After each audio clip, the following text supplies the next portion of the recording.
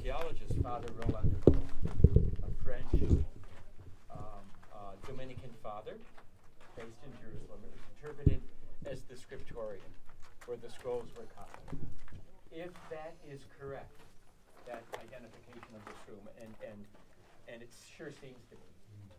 This room that you're in is one of the most significant places in the entire country for the time of Jesus. For the documents that carry the worldview, for the documents that are the oldest pieces of the Bible that we have today were copied.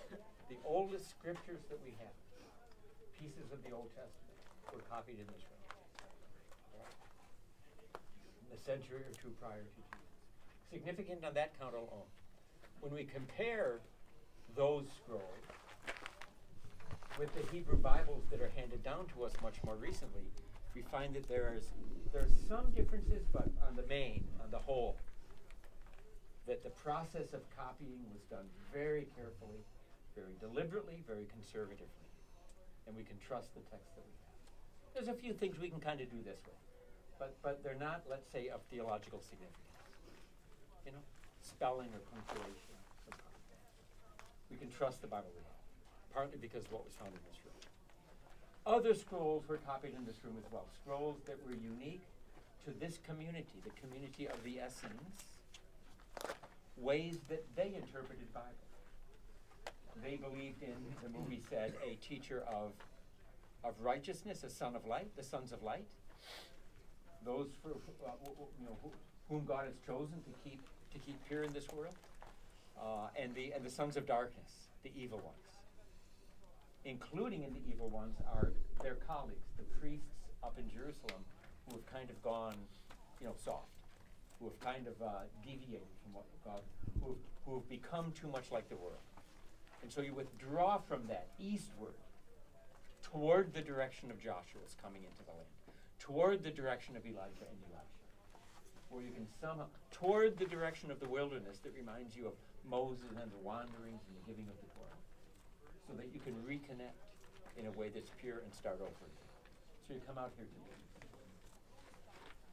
These documents tell us an awful lot about the Qumran community, the Essene community. We learn how they sort of the everyday lifestyle, how they ate their meals, what they dressed like. They were only men, not women. They were supposed to be celibate, like priests are supposed to be celibate. You can fill in the details in both communities, however you want to. They're supposed to be, they give up all of their goods to the teacher of righteousness, who then distributes it among all. And they just wait for the coming of the Messiahs, plural. One of Aaron to redeem the heart, one of David to redeem the land. They're looking for truth. They're looking for truth. They're waiting for truth. One way of being Judaism in the first century. There weren't a lot of them, maybe 4,000 of them. Some of them still live in Jerusalem. This seems to be their center of activity and center of life. They didn't all have to live here, but they would come and have common meals or common celebrations or common times of prayer. One way of being Jewish in the first century, drawing from the same texts. What's another way of being? The Samaritans we talked about. Drawing from many of Deuteronomy, drawing from the same texts.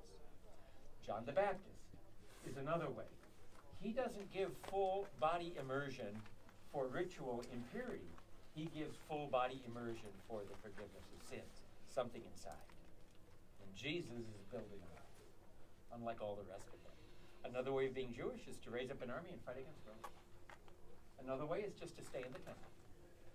Another way is to be a Pharisee, teaching in the towns and villages and doing good, such as they understood. It's a very live, active, let's say denominationally active way of looking at it.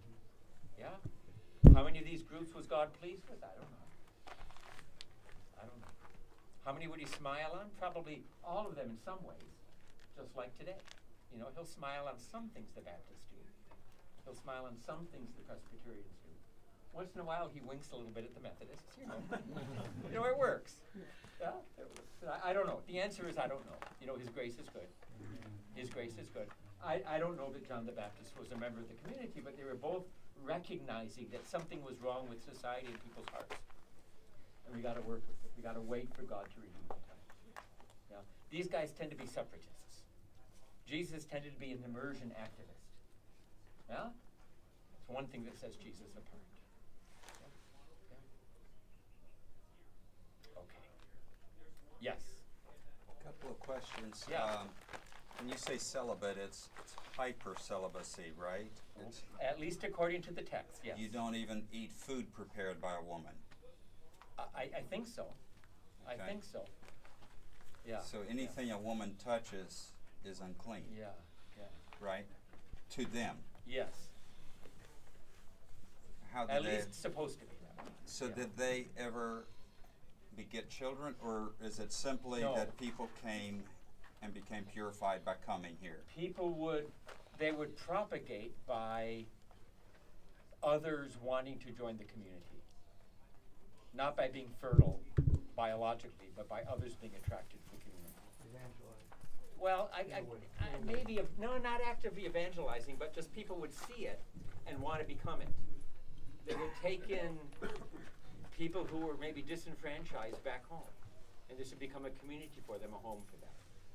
You know, and they would come, but not.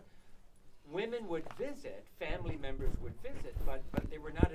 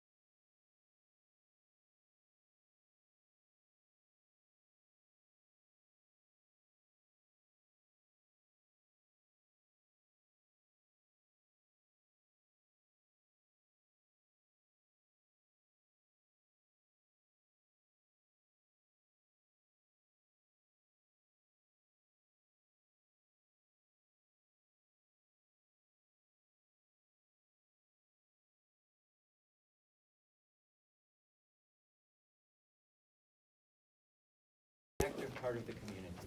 And men were to keep themselves, let's say, pure before God. Kind of like the priest